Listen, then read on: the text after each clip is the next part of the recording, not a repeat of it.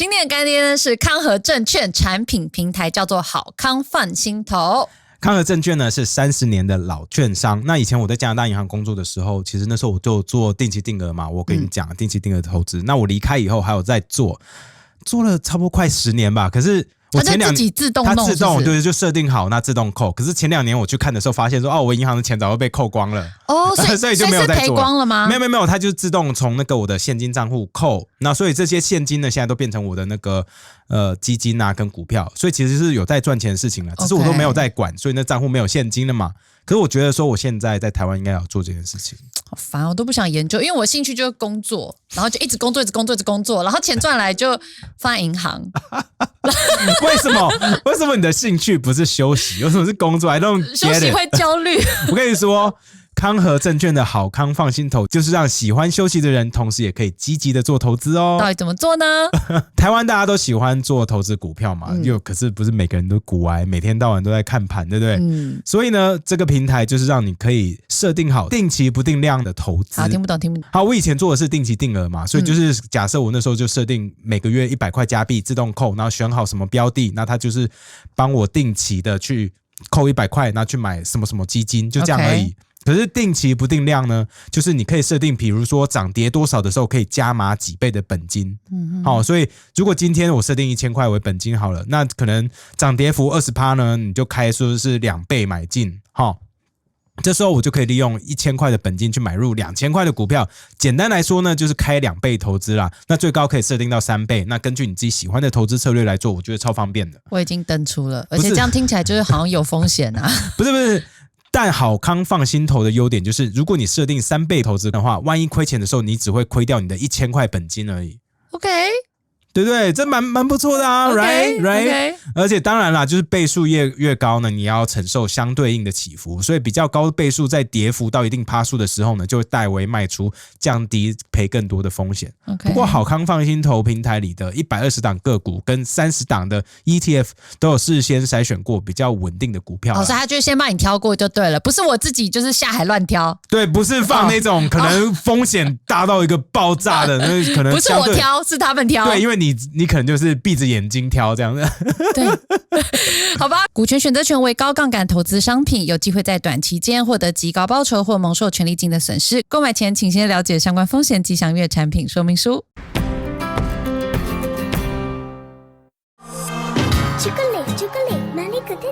这声音好熟悉哦。没错，9月29日，威秀宝宝就要欢庆17岁啦！欢庆期间，只要 iShow 会员用储值金购票，就送 Line Taxi 乘车金再抽免费看电影。9月29日当天，还可用17元加购指定餐点，观影爽吃一波。详情请见威秀影城官网及脸书粉丝团。现在到百灵果 IG 活动贴文，完成指定任务，加码抽信徒9版去威秀影城看电影哦。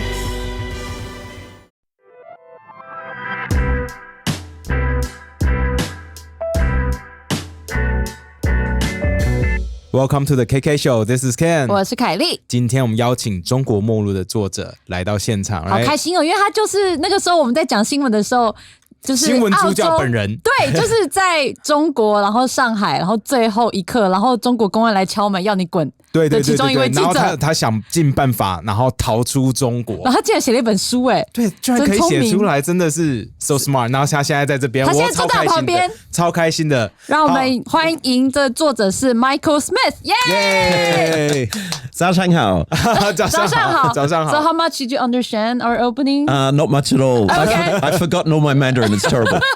Don't worry. We read your fascinating book. I think it just tells the whole story, like your experience in Hong Kong, in China, and how you got out of China in the last second. Like, what exactly happened in the last few days when you're in China? You got evicted pretty much, right? Or they try to capture you pretty much. Yeah, so basically what happened, the Australian government called me one day and said, hey, you're in a bit of danger. You've got to leave China. And I didn't really believe them, but I I packed my bags and bought an airline ticket anyway. And that night, it was after midnight, public security police came to my house. So they banged on the door, came into my living room. I'm sitting there in my boxer shorts, in my underwear, freaking out. I didn't know what was going on. I thought they were going to take me away to prison, but they told me I was a person of interest in a national security investigation, and that I couldn't leave the country. So it was pretty terrifying, to be honest. Oh, they did tell you couldn't leave the country? Yeah, so they put an exit ban. They call it an exit ban, so it means you just can't leave China. So I was like a prisoner in China, but basically. In the book, you said that they also made you sign a lot of stuff, right? Yeah, so they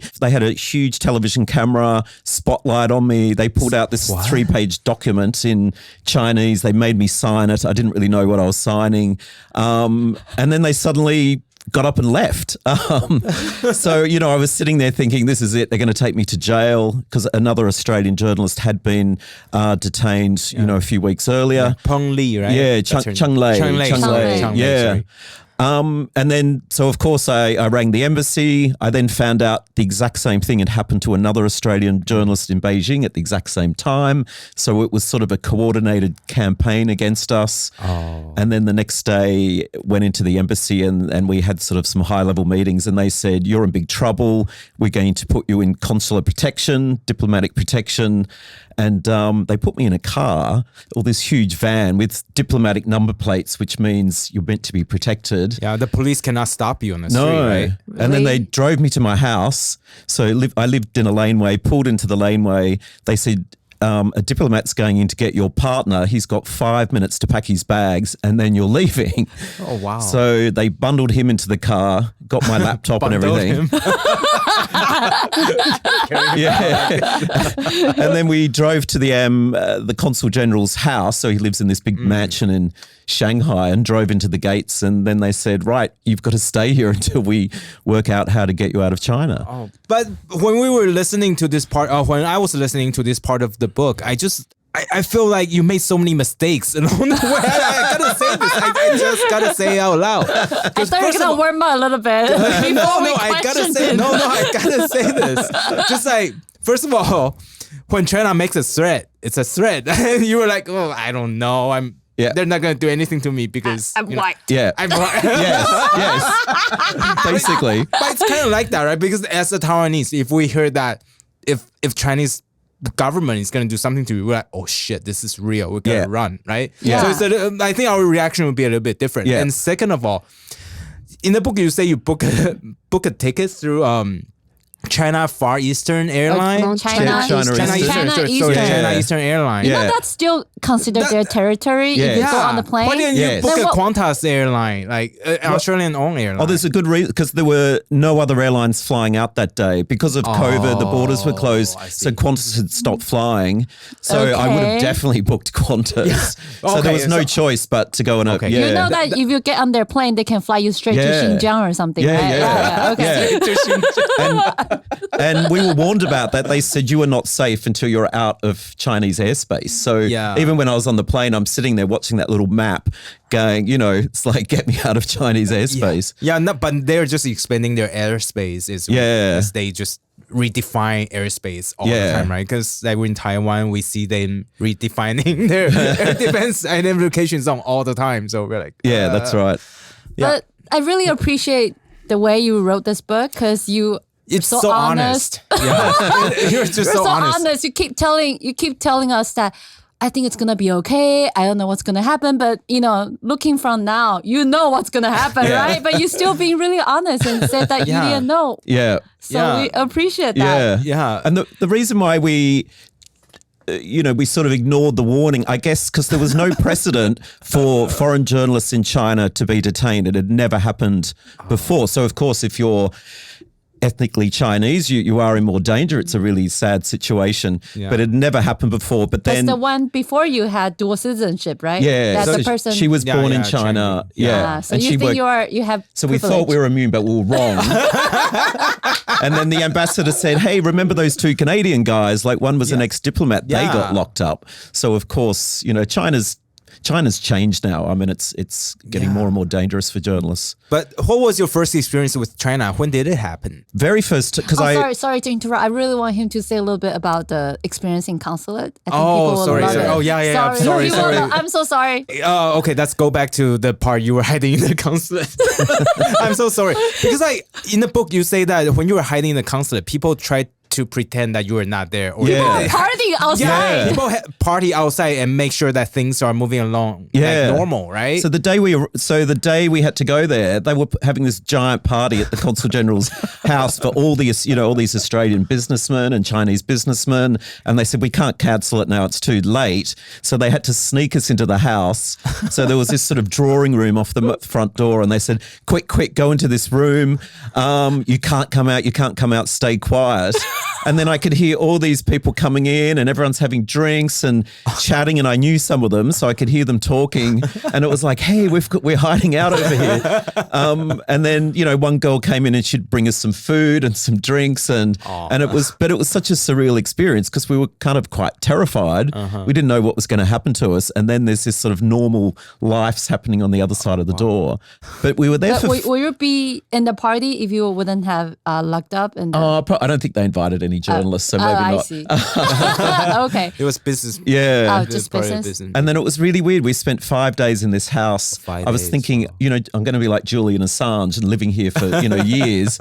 And we were living with the Consul General and his family and his kids. And they'd bring in food and they'd give us wine. And then at the same time, we're having these really serious meetings going, you guys are in big trouble. What are we going to do? It was just really weird, and we couldn't leave the house, obviously. But how did your partner take it, William? Right? Yeah, William. He was. What was it like for him for the 5 days? Can I swear? I mean, he was. Yeah, you can swear. It's okay. Swear. He was really pissed off. I mean, that's not swearing. was he pissed off at you or at the Australian government or at sure China? Both. Come everyone. on. Yeah. So he knew it wasn't my fault, but of course he blamed me because that's what your partners do. So he totally blamed me, and he didn't. He was saying, "I'm not in danger. I'm going home." We had a dog at home. He said, "I'm getting out of here," and the diplomats were begging me, saying, "Please tell him not to leave. He's in danger." So he was really angry, and he had a great life in Shanghai, and he had a business, and he didn't want to leave. But in the end, we convinced him to stay. Oh wow! Stay in the consulate. Yeah. But it just because he also got dual citizenship, right? Yeah, so he's an Australian citizen, but he's Hong Kong Chinese. So but Hong Kong don't count like anymore. really No, so in a way he was in more danger than me because he's ethnically Chinese, so they probably would have just detained him. Yeah, but how it just fascinates me because throughout the book, it just feels like William thinks that he's in the clear. Yes. But obviously he's the one in the most danger. Yes. Right? But just like, how come he's so like immune or unaware of his situation? I'm just like curious. We're really curious. Yes. We're curious. Because like he's even more optimistic than you. Yes. Well, I think at the time it happened so quick. You guys make a good couple. That's all we do. I know. I mean, I think at the time, we didn't realize exactly what the situation was like. I mean, even when the security guy at the police came into our house, when they left, he ran after them and he was yelling at them in Mandarin going, "I want a copy of the statement. What's it say?" And he was getting really aggressive with them. And they were saying, "Go." I know. And I was saying, no, don't say anything, You please. acted more like Chinese at that moment. Yeah. But the diplomats did say to me, they said, "Look, your partner's not a person of interest. We don't think they would target him, but as a precaution." Yeah, they might use him against you, right? Yes, yeah. So at the time, they did say, "Look, don't worry about him too much, but because he's your partner, you still have to be careful." Wow. Yeah. But like, did he grow up in Australia? No, he grew up in Hong Kong. He grew up in Hong Kong. Yeah. Wow. So we met, I lived in Hong Kong in the 90s. So we were both probably about 24 years old. So we met then, and then, eventually he moved to Australia with me. So that's his background. But he's been living in Australia for 20 years now. Oh, wow. Yeah. Wow. Yeah, since you mentioned about Hong Kong, so I thought you were born in Australia. What brought you to Hong Kong? Well, I got a job offer. So I was pretty young. I was working in a newspaper in a town called Hobart, which is on this tiny island called Tasmania. And a friend of mine had moved to Hong Kong a year earlier, and she rang me one day and said, "Hey, do you want to come and work for me at this local newspaper?" And I'm 23, and I just said, "Yep, I'll take the job." So you had the Hong Kong or Chinese dream at that time? I did not. I was going to move to London and then move to Hong Kong almost on a whim, landed in Hong Kong, and I thought, I know nothing about Asia. I know nothing about Hong Kong, and I was walking down the street going, oh my God, I'm the only white person, because I grew up in a very Anglo sort of place, and then just sort of fell in love with the place. Yeah. But you were in Hong Kong for a really long time, right? Like you were there before the handover. Yeah. So for sort of 6 years or so up until the handover to China. So I was working for a local English language Hong Kong paper and writing about the handover and all the politics. So it was a pretty exciting time to be in Hong Kong. But what was Hong Kong like before the handover? Because I'd never been to Hong Kong before the 2000s. So what was it like? Well, to be honest, until 2019, it didn't actually change a lot after the handover. So, it was a British colony back then. So, of course, it was, there were a lot more white people there working in the bars and a lot of backpackers. And it was just this really vibrant business city. And then, even after the handover, it didn't change immediately. It kind of carried on pretty much as normal, a real international kind of city. But yeah, look, it was a lot of fun back in those days. Lots of good stories, lots of parties. And we want to hear about the party stories. Like, what was it like? Because it was like the party hub of Asia, right? Like everybody who needs anything in Asia, they will go to Hong Kong and get it. Yeah. Right? Yeah. So what was it like for you as a young 20-year-old? It was awesome.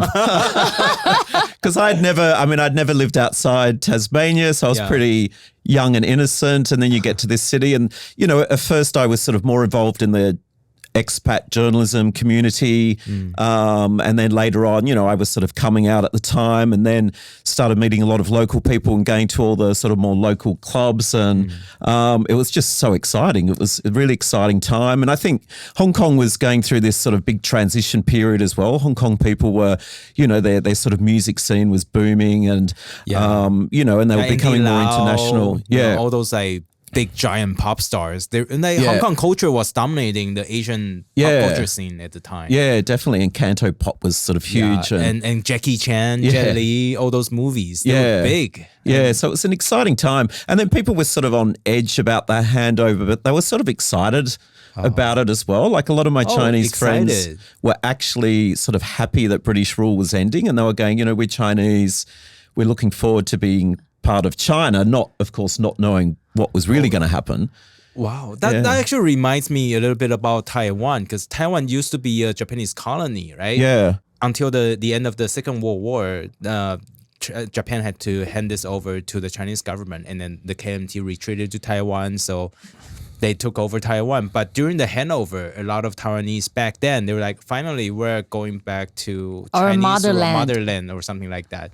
And then they didn't know what would happen. That's really interesting. So the history repeats itself. Before we saw China's true colors, maybe. It's the same thing everywhere. Yeah. I'm wondering, back in the day in Hong Kong, what was it like as in the LGBTQ community? Were people open about it? Did you go to any like special party? Yeah, it was before all the social media and dating Yes, apps, right? I met my partner on a blind date in a restaurant because we didn't have apps then.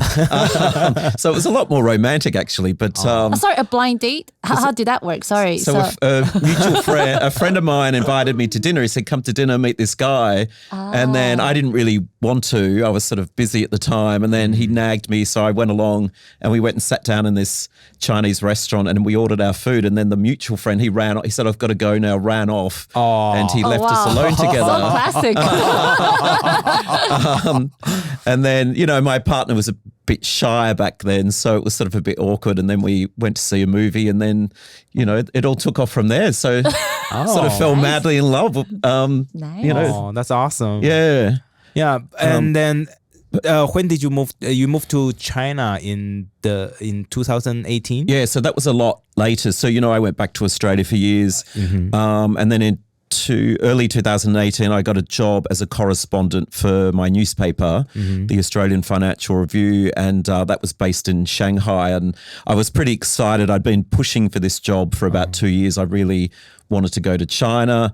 My partner had just sold his business and he speaks Mandarin and he really wanted to go. And so it was just a fantastic opportunity. And back then, the China story was different. Like for us, it was a big business story. Yeah. They were, Australia was selling a lot of products to China. So the economy was booming. So I kind of thought I was going to move to China and write about all these business deals. And then a couple of weeks after I got there, Xi Jinping changed the constitution and made himself president for life. And that set the tone for all the stories I was going to be writing in China. So before you went there, you had a China dream. Yes, definitely. Much. Yeah. And so did your partner, right? Nobody saw Xi Jinping would do this to himself. No. Oh, wow. And I didn't quite know, how dangerous it was going to be. It was pretty exciting. Because for us, after reading your stories and how Australia-China relationship has deteriorated over the years, it really reminds me a lot about Taiwan, because Taiwan was the one pioneering ahead with the China relationship in the early 90s, right? Because that's when all the Taiwanese businessmen went in and started making money. 30 years ago? Yeah, in the 1990s. Oh, really? Okay. Yeah, that's the first wave. And then the second wave is in the early 2000s. And all these Chinese, Taiwanese businessmen, they encounter a lot of problems with the Chinese government and all that stuff. And then when you're writing it in your book, we're like, so that's Taiwan 20 years ago. We face all these issues with China, and then we realize China is probably not as reliable as they sound on paper. But it feels like Morrison government just found out about it a few years ago. 3-4 years ago. So it's oh wow, that's a few steps We're a behind. bit behind, definitely. Yeah. Just because you wrote a lot about the Morrison government, so we want to ask you something about the Australian business scene. When Morrison government started to antagonize China, did the Australian business people in China feel like Morrison should stop what he's doing and just leave them alone so they can keep making money and stuff? Yeah, absolutely. So the business community was pretty angry with our government, and they had their own relationships with people in China, and they were furious. And Australia's whole economy kind of relies on China as well, and they were sort of, they were telling me, look. Our government is using China as a way to win more votes because, of course, it's very popular not to like China, and they were furious. And then, especially when China starts cutting off our exports, it was really hurting our economy. And they believed that why the Australian government should stand up to China. They thought the Morrison government had gone too far. And our government was saying things that no one else was saying. So we were the first country to call for this inquiry into the origins of coronavirus. But now looking back, seems like Morrison might be, one of the first people to do the right thing, right? Yeah. Well, he was after Trump, right? Well, after Trump. Yeah. After Trump. Yes. Sorry to make that analogy, but... And of course, we're not very powerful. The US can afford to say what it wants about China, but our country's pretty small. We were the first ones to ban Huawei. But now it looks like we're maybe a bit forward thinking. They sort of recognized there was a bit of a threat here. Oh, yeah. Because I'm just drawing another parallel or another comparison to Taiwan, because Taiwan has the similar issue. People who do business in China will complain the same thing about our own government. And we have a lot of people doing business in China. So they're like, Taiwan, stop antagonizing China. You're making it hard for us to do business. We should be more friendly. Don't do this. So just so many parallels between Australia and Taiwan these days. So I think it's really cool. Yeah. So did that affect the election? Right, the Morrison's behavior towards China. Yeah, so China was a huge election issue in our last election in May, which is kind of like foreign policy normally isn't, but it was really influencing the way people were voting. There's really strong public support in Australia sort of against China, like there is in many countries now. But there was a sense that the Morrison government went a little bit too far. So our defense minister was sort of running around saying Taiwan's about to be invaded, we're about to go to war. So really sort of these really extreme comments that were getting a lot of headlines, where our Labor government, which the Albanese government won, they were a bit more moderate. So they were sort of saying, look, we're still got to be diplomatic. We've got to be a bit careful here.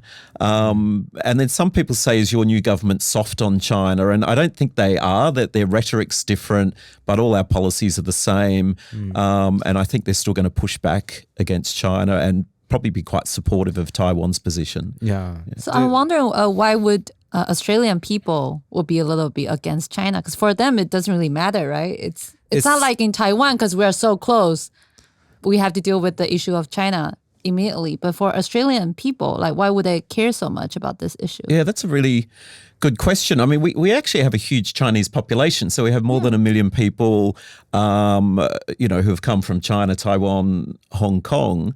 But also, I mean, I think for many years, people in Australia quite like China. Xi Jinping came to Australia in 2014 and did this tour, and all the school kids would come out and wave Chinese flags. Oh, wow. And I mean, that would never happen now. But I think, I'm surprised to hear that. I'm a little bit surprised. I know. Wow. He gave a speech in our parliament, and this could just never happen now. But I think, since 2017, there's been a lot of negative press about China and the issues in Xinjiang and Hong Kong, and I think people have sort of woken up to the fact that you can't really trust China, and I think people are actually quite nervous about China, and people in Australia actually are very concerned about Taiwan, and that's out of self-interest because, they believe, what will China stop at? Will it eventually try and do something in Australia? And they're having really close ties with Solomon Islands. Yes, days, right? So Solomon Islands was a big election issue because China did this security deal with the Solomon Islands. They might build a naval base here. So the politicians, our opposition party was accusing our government of dropping the ball on the Pacific, because Australia used to be very close to these Pacific countries. But in the last 10 years, we haven't paid much attention to them. We haven't, our aid funding has dropped off. So in a way, we sort of let them down, and countries like Solomons have gone to China for help instead. Yeah. Oh, wow. But you were talking about how Xi Jinping's issues, what he did to Hong Kong, what he did to Xinjiang. And in the book, you say that you went to all these places, right? You also went to Tibet, didn't you? Or no, I couldn't get into Tibet. So in China, the foreign correspondents aren't allowed into Tibet. But I went I went to places in Sichuan, which was sort of near Tibet. But Xinjiang was the weirdest trip I've ever done. It was... You went to Xinjiang with all the foreign correspondents, Yeah, right? So it was sort of like this propaganda tour. So the government invited us, and we had this debate at work. It's like, should we go on this or not? And in the end... So you guys knew it was a propaganda tour? Yes. Okay. Yeah, of course so we you knew need we to were go going to so be... you can write a book about it. Yeah. And then we thought, it's too hard to go independently. It's like, well, let's just go there and see what they're going to show us. Did they take care of everything, like the accommodations, the plane tickets? Yes. Okay. Yeah. So Everything. they just just come. Yeah. It's all good. So do you need to be locked up? Did you need to be locked up in the hotel room as well at night? Yeah, sort of. So me and another guy who lives in China, in the second week we were just really fed up. So we just started going out on our own at night, and they told us not to, but we just did you anyway. guys sneaked out? And we snuck out, but we were followed. So there were these two plainclothes police guys just following us around the streets. You really think white people can get away with a lot of stuff? That's right. And you think you wouldn't stand out in Urumqi? Yeah, no, Come on. exactly. Well, the first night we snuck out, we actually we jumped in a taxi that was outside the hotel, and we took off, and we just went to some bar, and they were freaking out because they lost us, so they couldn't find us. But it took about half an hour, and they found us. So someone came into the bar and sat down. They track your phone. So they must have been tracking our phone or using security cameras or something. The only two white guys running around Xinjiang. But it was sort of for journalism, it was a bit of a waste of time because we both agreed. We said we can't talk to anyone. If we go and interview any Uyghurs hanging out in the streets, they're going to get harassed and they will get in trouble by the police. They'll get Yeah. into trouble. So we didn't actually talk. We couldn't talk to anyone, but it was good to observe what was going on. But Would you like to talk a little bit about that experience? Yeah, what did you see there? Well, I mean, on this, the whole trip was insane. It was like, have you seen that movie, The Truman Show, where everything's fake, like the town's fake? And they were just taking us, into these villages, and then 100 Uyghurs would come in and start singing and dancing, and so they were sort of trying to present this image that everyone's really happy. And then they'd take us to these fake re-education camps. So you'd drive out into the desert, and there'd sort of be this huge building there, which they said was a school. And then they had, there were all these flowers in the garden and people baking cookies in the kitchen. What? And then you go into these classroom and all these young Uyghur kids are doing their lessons. Actually, sorry, I got a question. How did you know it was a fake Re-education camp. Did you know that before you went in? Well, I kind of suspected they would because they said we're going to take you to the camps, and we just thought. Did you say Did they say the camp? No, they don't like that word. They call they say school. Vocational training centres. So they got really angry when we said re-education camps. They said you can't use that word. In this at this fake camp. What does it look like? Does it have walls around it with barbed wires? So they have like quite low walls, but they do have barbed wire and gates. Even the fake one have barbed wire. Yeah, so they could be locked in at night. And we went into some of the dormitories, and they did have like prison doors. So I think these kids probably did. Lived there, and they probably locked them in at night. And the weird thing was, so they would walk into a classroom and they said, "Hey guys, you can interview anyone in the classroom you like." So you'd approach a random person, and then they'd have this rehearsed script. So this one guy interviewed, he was really nervous and he's trembling, and he was saying, "My name is blah blah blah, and I'm a Uyghur, and I'm a heathen. I had bad thoughts about non-Muslims, and I wanted to kill them, and I'm here voluntarily, and I'm very happy here, and I love China."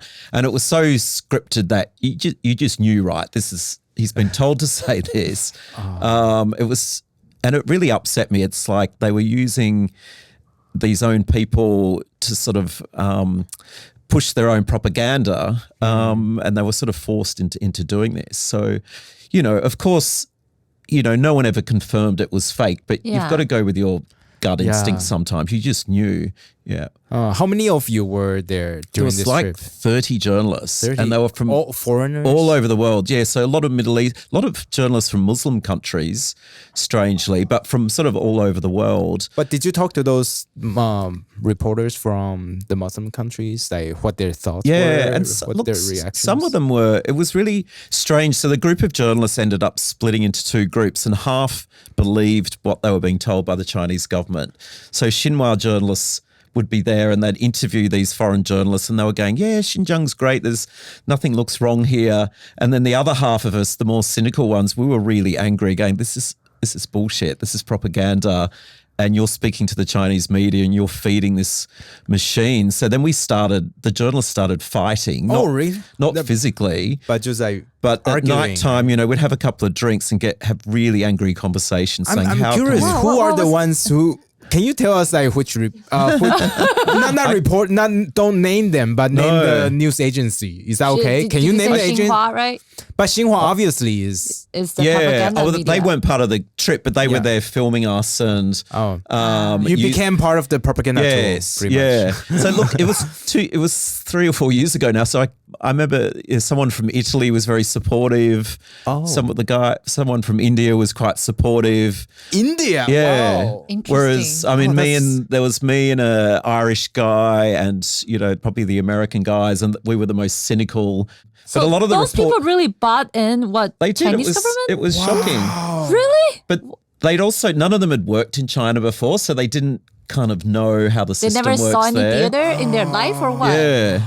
So, but it was kind of upsetting because it just made me realize China's propaganda is working. They're going to go back and write. Because like those people go home and write how great China is. Because we've seen those reports, right? Yeah. And I think it hurts a lot of Uyghur minorities who are overboard seeking refuge. Yeah. Yeah. Wow. It was very bizarre. It's mind-blowing. I can't believe that people actually, after seeing that and bought into it. Yeah. Because we always assumed that propaganda never worked, and we always joked about it. Yeah. Wow. Yeah. Okay, we should take a break. Let's take a break. Let's take a break. My mind just exploded. Wow. All right, we're back from the break. Yeah. But no, you go ahead. I go ahead. Okay. So the fact that you had a book about all this shit about CCP, are you worried about affecting your colleagues or friends in China? Well, the good thing is I don't have any in China, so because we closed our office in China for good. For good, so we moved it to Japan. Why not come to Taiwan? Well, we did look at that. I really wanted to come here. I love heard that coming we here. lost a lot of opportunities to invite all these journalists. Yes, so I really wanted to come here. But I guess we're a business paper. Japan's a really big economy. So, I mean, I do other stories as well. Yeah. But we understand. I It's kind okay. of wish I had moved here. Don't feel I love bad. it. It's okay. It's okay. We understand. Yeah, like, we're there used to it. There were some Yeah. huddles that the government set up. We understand. We heard that too from other agencies. No, the Taiwan government were they reached out to us. Oh, you know, really? they did try and get us to come here. They were pretty proactive. Oh, really? Oh, that's good. Yeah. Okay. Then I'm corrected then. Sorry. Yeah. But no, we don't have any staff left in China, which is sort of good because I can probably say what I want. And I'm not planning to go back. How about at your the moment. friends?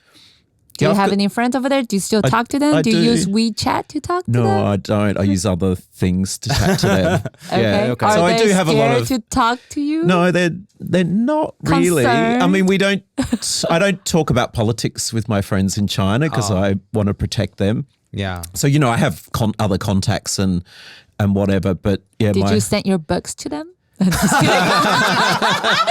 Well, there are some books did make their way to Shanghai. I won't say how we got them in there, but you got to be a bit careful.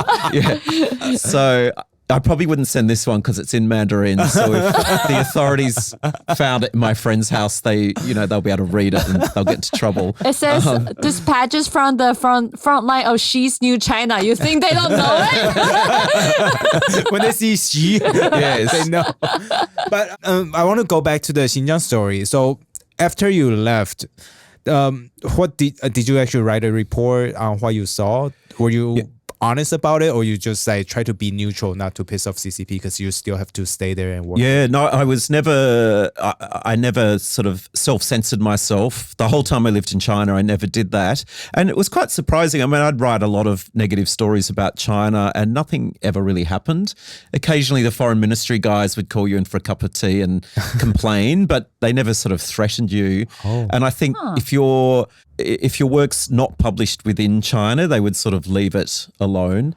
But Xinjiang story was really hard to write. So I went back to the office and talked to my editors, and it's like, how do we write this story? And in the end, we decided just write what you saw and what you think was going on. So I wrote this sort of huge piece describing what I thought and pretty much as I've just told you. And then I also went and interviewed a whole bunch of Uyghurs in Australia and other countries who had got out of there to talk about, what they knew, and weaved all that into the story. So I think in the end, we had sort of a pretty accurate picture of what was going on. Because I'm pretty sure those overseas Uyghurs tells a completely different stories than what the CCP is saying, right? Yeah, they do. And there's a lot of really vocal, it's a huge Uyghur community in Australia, and they're very vocal. So that, they've all got sort of really sad stories. Yeah. So after that Xinjiang report, did you get asked to have a cup of tea with the security people? It was really weird. They didn't say anything. So you never know in China. You always think you're going to get into trouble over a story. And they'd complain about really weird things. Like one time I wrote this story saying, Xi Jinping was a bit expressionless when he was sitting inside the party Congress meeting. And they got really angry about that. And they said, what do you mean by expressionless? Why are you writing that? And it's like, is that all you've got to complain about? That of the whole thing. Yeah. I wrote all this other stuff. And you Yeah. complain about the expression. Yeah. of Xi Jinping. Yeah, very funny. That's so China. That's so China. Yeah, because they want to protect their leader. Yeah, but my colleague who was in China before me, he was, he was quite a adventurous kind of guy, and he got invited to Tibet on one of these trips. And he was really clever. He said he had an ear infection and couldn't fly with the main media group. Can I catch the train? And he caught the train in by himself. And then he did all this reporting. He was interviewing all these Tibetans on the train, and then he would sneak out at night. And he wrote this really negative piece about Tibet, and he got into so much trouble. They called him up to Beijing and gave him a lecture. Oh, wow. When was that? So that was probably 2016 or so. Wow. 2017. So this has already happened in 2016. Yeah. But you mentioned that you were talking about how the whole Xinjiang trip was a propaganda, right? But you say in 2019 you went back to Sydney to give a speech.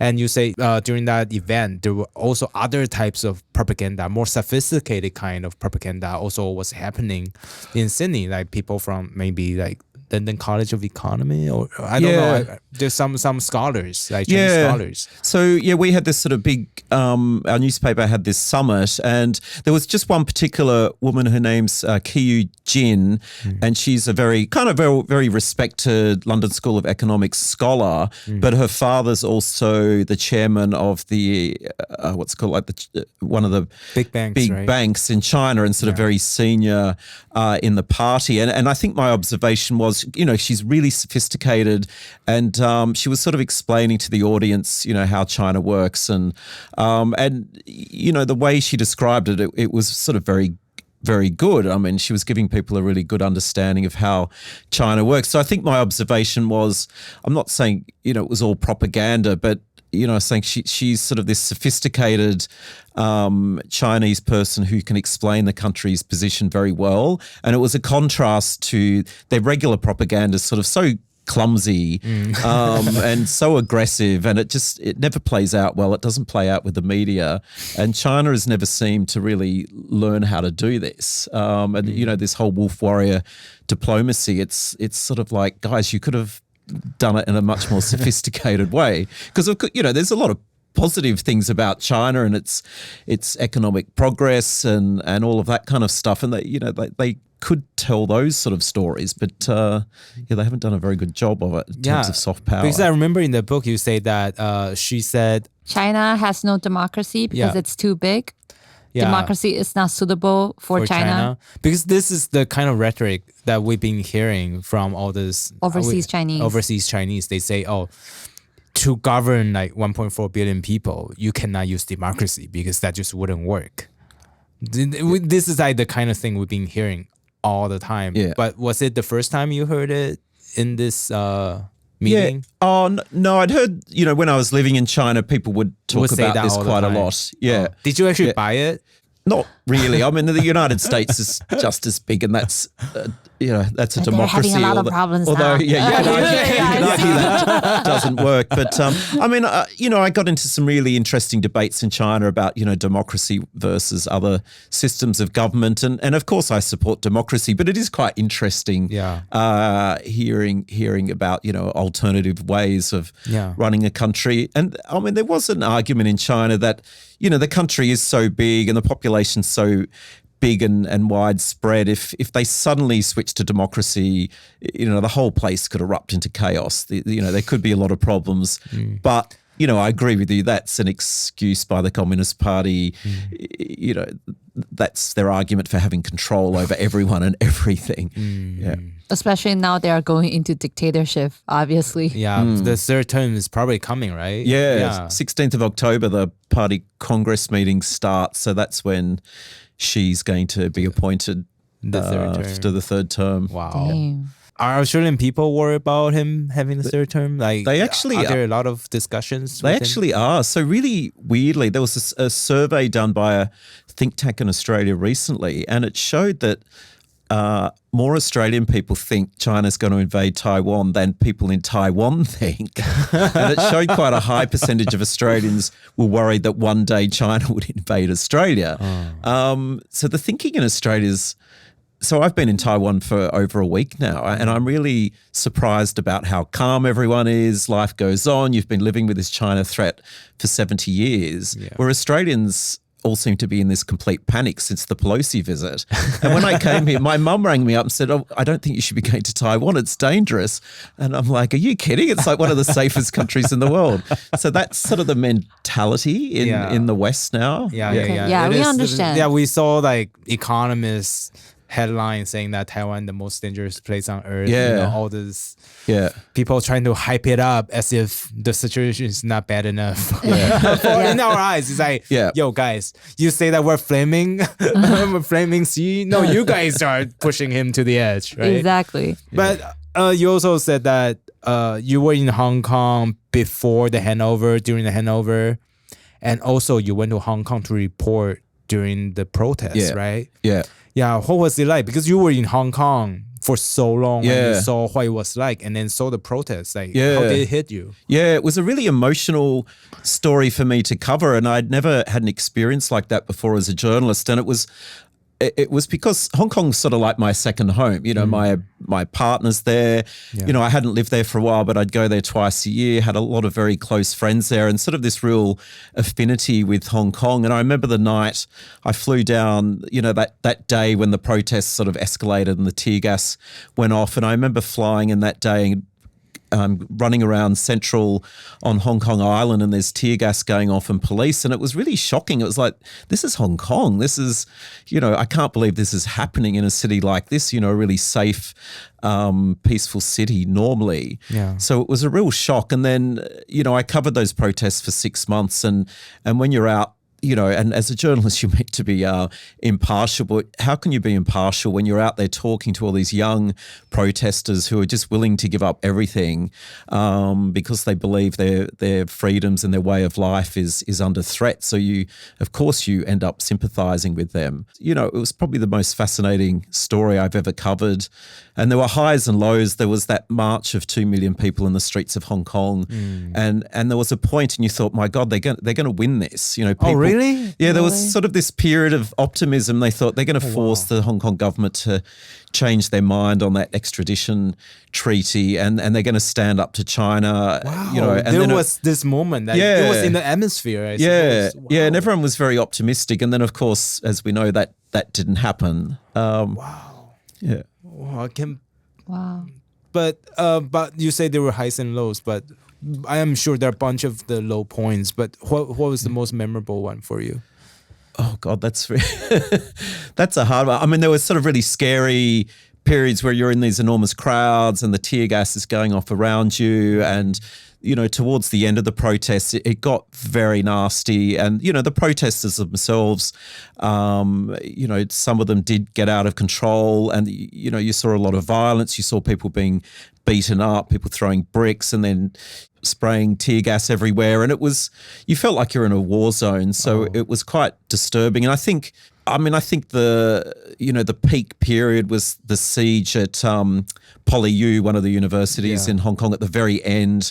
And it all got very medieval. Like the students literally had bows and arrows and they'd blockaded themselves into this university building. And it was... Were you able to go inside? Yeah, so I was inside, for most of the day. We were going in and out, and you could interview students sort of inside about how they were feeling. I didn't get some journalists. I don't know, got stuck in there all night. They couldn't get out. Wow. So that sounded pretty scary.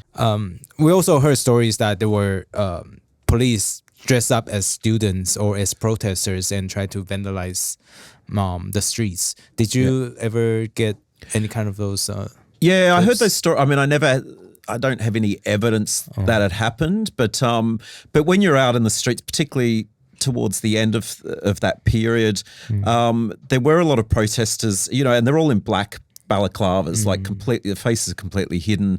And, you know, you saw a lot of weird behavior and very aggressive behavior, and it just didn't feel like the students that I'd been interviewing. But it's, you know, I can't say for sure were they really students, you know, because people were so frustrated and angry towards the end that the young pro-democracy demonstrators, you know, they just sort of thought they had nothing to lose. They were so despondent about Hong Kong's future that some of them did get a bit violent. Yeah. So some of our friends from Hong Kong, they were sad, of course, but they were talking about the students shouldn't, or the protesters shouldn't be fighting against CCP because they will be no good. Yeah, no good will come out of it. Yeah. So, I mean, I had Hong Kong friends who said that. They said, look, the protesters have brought this on themselves. If they had kept quiet, China wouldn't have introduced the national security laws, and everything in Hong Kong would be okay. So it's an interesting argument, but it sort of makes me a bit angry. It's like, well, you know, it's okay for you to say, and often these are Hong Kong friends who live overseas, so they have options. And I said, if you're 21 years old, living in Hong Kong, don't have a foreign passport, and you see China encroaching on your civil liberties more and more and more, you know, can you just sit back and do nothing about it? So, you know, I think it did get out of hand in the end, but I don't think they did the wrong thing. You know, I think I'm pretty proud of them for standing up the way they did. Wow. But what was the expat community like during that time in Hong Kong? Yeah, that was really mixed as well. So because I'm a business reporter, so I talked to a lot of Australian business people in Hong Kong, and most of the business community were quite anti the protesters. They were in a way, I mean, I understand you're there to make money and to run your business, you know, and if you're working in the banking sector, you just want to get your deals done. Yeah. And in a way it was a bit selfish. They were sort of like, they're disrupting our lives. We're worried about taking our kids to school. There's tear gas going off. And there wasn't a lot of sympathy with the protesters. Not amongst everyone. I mean, I had a lot of expat friends who totally believed in what they were doing. So, yeah, it was a really mixed view. And Hong Kong's a really commercial city, big business city. And I think a lot of people just wanted life to go on. Because a lot of these expats just go in there and make money and get out afterwards, right? Yeah. But Hong Kong people are there to stay. That's right. So the feelings just, I'm sure it's completely different from both sides. Yeah.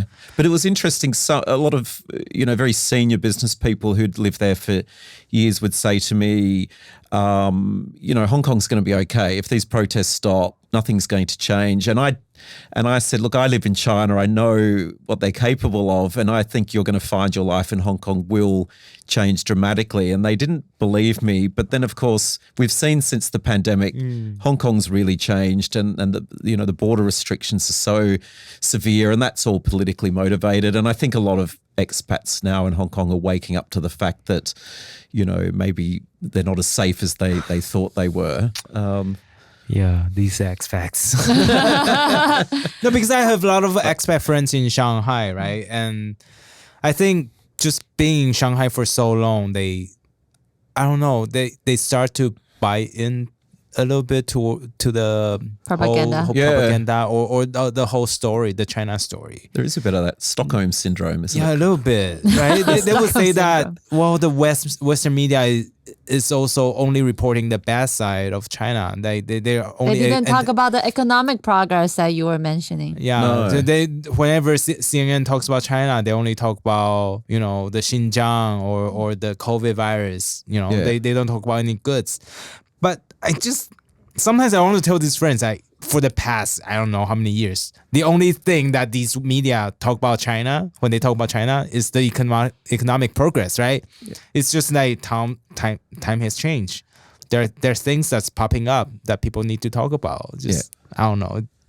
So people are complaining about the Western media is not saying the good things enough about China. Yeah. Like China has done so much eradicate poverty, that kind of stuff. Yes. Like since you've been there for so long, what's her take on that? Yeah, and I used to get that feedback all the time. You get emails from people working in business going, "Why are you so critical of China? Why don't you write about the good stuff in China?" And to be honest, when I was there, I did write a lot of stories about, you know, China's amazing digital technology and, you know, the world's fastest growing economy and all of this stuff.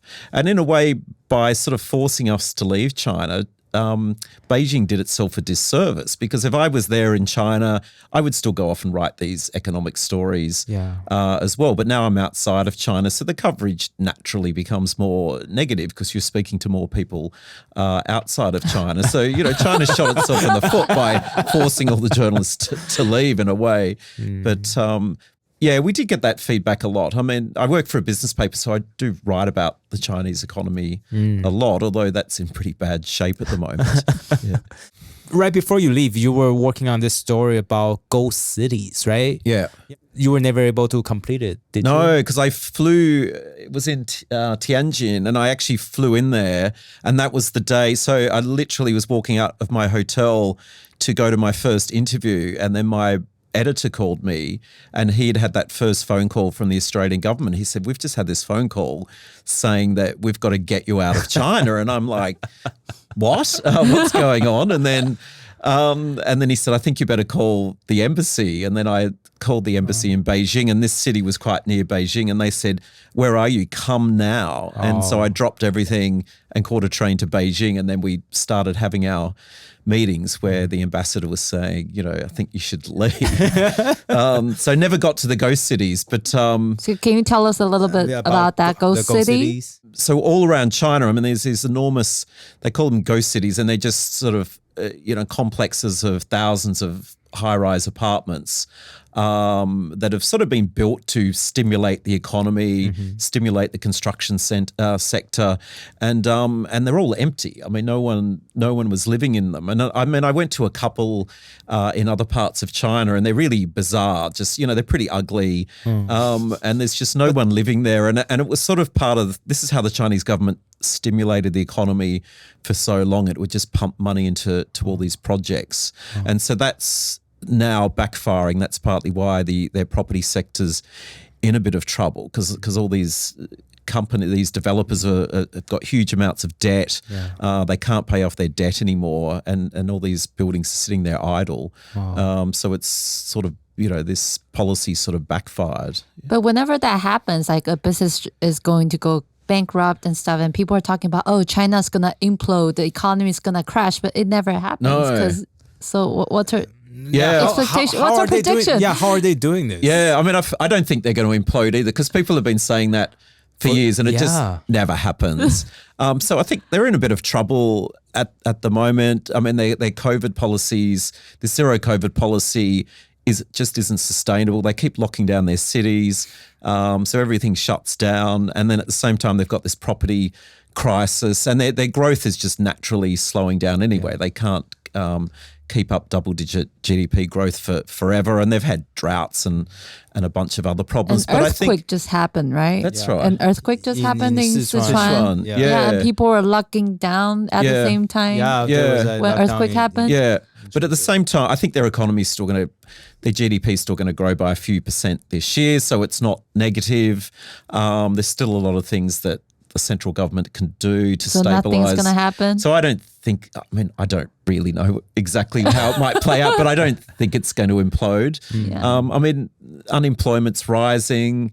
So you never know. There could be, if there's a social crisis, unemployment gets really bad, would there be some kind of rebellion? But it doesn't feel like that. Or that's a good thing about dictatorship because nobody knows and nobody will be panicking. And there will be no run in the bank. And they got total surveillance on 1.4 billion people, right, through their cell phones. And the financial assets. It's all locked up. It's all through digital currency now, right? They lock you down. They want to lock you down, you're locked down. You can't spend your money, right? Yeah. So you're exactly right. I mean, they've got technology now that gives them complete control over the entire population, which we haven't really seen before in history. So I think, they really can control people. I mean, people were really angry in the Shanghai lockdowns, but they still couldn't do anything about it. How did your friends react during the Shanghai lockdown? Were they okay? They weren't really okay. And I'd speak to a lot of my friends every day. We'd do calls every day just to check up on them. And they were really, they were really stressed. Some of them were worrying about running out of food, this kind of stuff. And these people are expats, so mixture or of locals? I'd call my expat friends, but local friends as well. And for my local friends, it was the first time I'd heard them speak so angrily about their own government. Like they were really angry with the way Shanghai handled it. And I sort of got this sense their whole opinion of Chinese politics shifted after the lockdown. They just saw the way their own government was treating them. And I think they were quite scared as well. Wow. I mean, are they still angry now? Or they I think forget some about of them it? are. Yeah, I think it's... My friends have forgotten about it already. Oh, really? I got friends who are like, we're used to it. They say like you need to get COVID test every 48 hours. It's okay. Like we got a booth right in our office, so we can do it so conveniently now. It's okay. Oh, that's I was interesting. like, wow, you get used to it so fast. That's why we feel like nothing's gonna change in China ever because they just control people. People just get used to it. Letting people used to it. They just lower the bar just day by day. I do know some Chinese people, and they're saying for the first time, they said we would emigrate if we could, and they never said that before. So I think some of them are a bit scarred, but but you're right. People just sort of get on with it and don't really complain too much because they can't. So any of them did leave or? No. Okay. I mean, I think it's quite difficult. Okay. I mean, the expat. Yeah. So, a lot of expat friends are leaving. Okay. Are leaving or have left? That have left. Oh, wow. So I've got one very close friend, and he's a real China guy. He lived there for 30 years. Oh, it's 30 years. Wow. That's a long time. Married to a Chinese citizen, and he's gone. He said, we've had enough. This is the last straw. And they've moved back to Australia. So people like that are leaving. And he was really committed to China. Oh, wow. Yeah. And I think, and it's mainly because of COVID and the borders and, the Shanghai lockdown. Yeah. They just said that's so interesting. Like, it's not anything else. But because I think that's how they feel like their life are actually affected, right? Because everything else, Xinjiang, Tibet, it's all far away. In the provinces. Yeah. But this is like, in Shanghai, you can't do this in Shanghai. Yeah. Yeah. And I think this realization that, you're not as free as you think you are. You can be locked in your home anytime. I guess you're not planning on going back to China anytime soon. No, not at the moment. It'll be interesting to see, because we have a new government in Australia, and it'll be interesting to see if China decides to let the Australian journalists back in again. I mean, they've never said we can't come back, but you still have to apply for a visa. So it could be, because I know a lot of Australian journalists, and they would go back there tomorrow if they thought they could, because it's still where it's the big story. Yeah. For sure. Yeah, I mean, I think for me personally, I mean, I loved living there and reporting from there, but I just don't think I would go back. I'm settled in Japan now. It's not my plan to go back. I'd love to go back to Hong Kong, but again, not at the moment. Oh. So how's your life in Tokyo? Yeah, It's great. Well, For how long since the upside you've of moved there? this whole thing was I got back to Australia and we closed our office down, and my boss said, well, we still need an office in Asia. Do you want to move to Japan? And I'm like going, oh my God, I'd love to move to Japan. Who doesn't love Japan? So I got to go and live in Japan, which was never part of my life plan. So is William with you in Japan? Yeah, he moved to Japan. How is he liking He Japan? loves Japan. So Okay, so he's that's not good. complaining now. You guys really make a good couple. Yeah. No one is complaining. It'll be like, Hong Kong, great. China, ooh, kick that. Oh, well. Japan, Yeah. nice. So- We can never do that. We'll be so angry. People just like moved you around Yeah. without your consent, basically. Yeah. So he wanted to go to Japan more than I did. But he can't. He's on a spouse visa, so he can't really work in Japan. So that's a bit of a problem. He's quite happy not working, but that's a bit of a problem. Yeah. I mean, because one of my friends just moved to Japan as well. Then she was complaining about how hard it is to get like a credit card, try to communicate in English with anyone on the street. How's her pretty experience? hard. Yeah. The first 4 months I didn't like the first 4 months because it was still sort of COVID lockdowns. It was winter. It was so hard in Japan to set up an office and open a bank account. And the bureaucracy in Japan's mind-blowing. Just they love paperwork. It was really hard. You had to do it yourself? Yeah, and I had to do everything myself. Oh, they didn't have any like people from the government to help you out? No, nothing at all. And media companies, we just do everything on the fly. So you don't really have people helping you. And I've got a translator, so she helps with some things. So it was Or she was complaining to us, oh God, my country. That's what we do. I used to be a translator. I mean, oh my God, I complained about, I don't know what's going on there. No, but then once I set everything up, then now it's great. So I love living there. It's such How's reporting there? It's kind of weirdly. So there's sort of freedom of the press. The government doesn't hassle you, so I can go out on the street and interview people. That's no problem. People are quite talkative. Oh, really? Yeah. Oh, I thought Japanese people would be too shy to speak on the street. They can, but I've been quite surprised. They have been willing to talk to us. I think mainly because my translator's so good at a job, she coerces them into talking to us. But weirdly, it's kind of getting access to companies and government is actually quite difficult. I've been quite shocked. And in some respects, it was easier reporting in China in a way. But because they're scripted. yeah. But, but I feel much safer in Japan. And Yeah. But I love Japan, but the big story is still China. There's more going on in China. So Japan's got a stable government, stable economy. So there's not as much to write about unless you're writing about really quirky stuff like you guys are probably going to do. Yeah. I wasn't going to mention the porn star. Give away your exclusive. In the recent years, I see a lot of English, Chinese state media propagandas like the CGTN, CCTV. We see that they hire a lot of foreign correspondents working for them.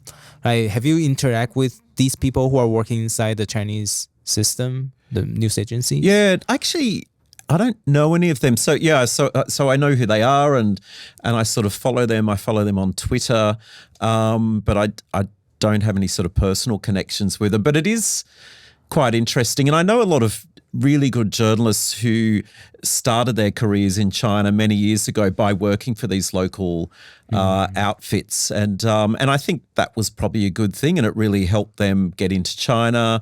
And then they've all moved on now, and they work for foreign media outlets. But but there's a cohort of foreign journalists working for state media organisations, and I think that's really challenging. I just could never do it because you're just sucked into this propaganda machine. Yeah, and sometimes you're sort of pretending you're a journalist, but you're not a journalist. You're just writing what the government wants you to write. You're a machine. Yes, yeah.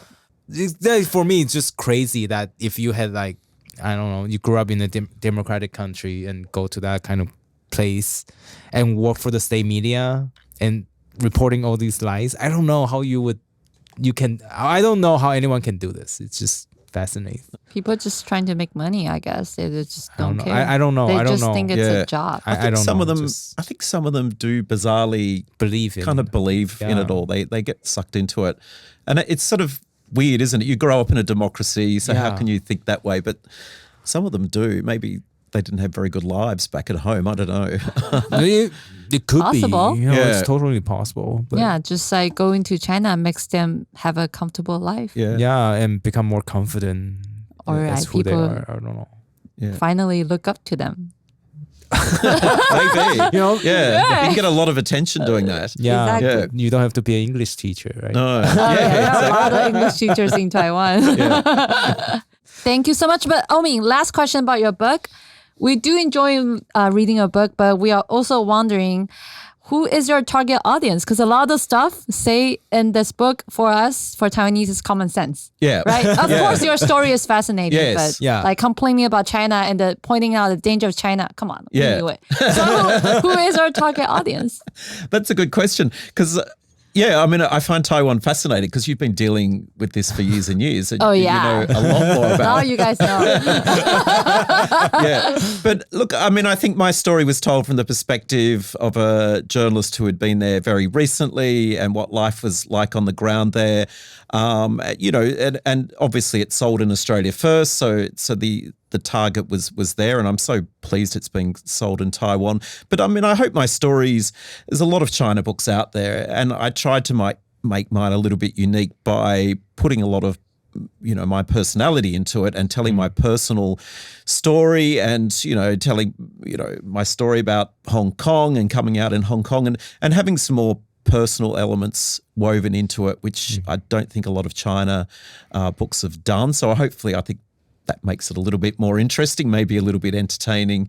It is entertaining. It is entertaining for us. If you're struggling in the consulate, trying to believe that you can get away, but you probably can't. Which is funny. The whole thing is so funny. So that's the selling point, I guess, my weird experience. And look, I was lucky. I was never in a Chinese prison. So in a way, I've got an exciting story to tell, but I didn't get locked up at the end of the day, which I'm very grateful for. But, good that you got out. Yeah, last question. What does it feel like to become the main story itself, right? You just used to reporting all these stories of other people, but you were the story during that time. What was it like? It's so weird. It was so surreal. Like landing, so the story broke when our plane touched down in Sydney after we escaped from China, and we got off the plane, and there are all these TV crews there yelling questions at us. And then we were just famous for a month or so. It was a really weird experience, kind of a bit stressful, sometimes exciting. And it's all my friends in Australia want to talk about. You go to a party and they go, hey, it's the China guy. And you tell the same story over and over and over again. I'm sorry that I asked you again in the podcast. Yeah. So it was kind of a really weird, interesting experience because they say the journalist should never become the story, and then you are. But it was a really unique situation. Hopefully, it will never happen again. So I really want to ask one question. So what happened to your dog in Shanghai? Well, the worst thing was when we got evacuated, we had to leave our dog behind. Yeah. Our Boston Terrier, his name's Huey, and it was pretty traumatic. And it took us a year to get him out of China because of COVID and flight restrictions. So the poor dog, he was staying with some Australian friends of ours and for a long time. And then we finally got him to Japan over a year later, and we had some problems getting him over to Japan. And did you guys try to smuggle him to Japan? No. It's impossible. But I even looked into hiring a private plane, but it was too expensive. Just like, because I know that you said that the diplomats drove a car to get you and get all your stuff and William out of the apartment, right? But how did you have time to deal with the dog? So we had to leave the dog there in the apartment. So my translator, she worked for me, so she went and looked after him. And then we didn't know what to do with him, and these Aussie friends rang up and said, we'll take him. So they saved our day, and it was just we spent a year and watching him in photos, and we just missed him so much. And then we finally got him into Japan, and it was hilarious. Got him out of the airport. It took over a day to clear customs. Does he remember you? Opened the cage, and he went absolutely mad. He was just bouncing up and down and licking my head, and I put this video on Twitter, and it was the most hits I've ever got out of anything in my life. So people care more about the dog story than the political story. I like that story. Thank you. Well, thank you so much, Michael. Thank you so much for coming. Thanks for having me. Thank it's you. great to be in Taiwan. Thank you. You. Yeah. 谢谢你。谢谢。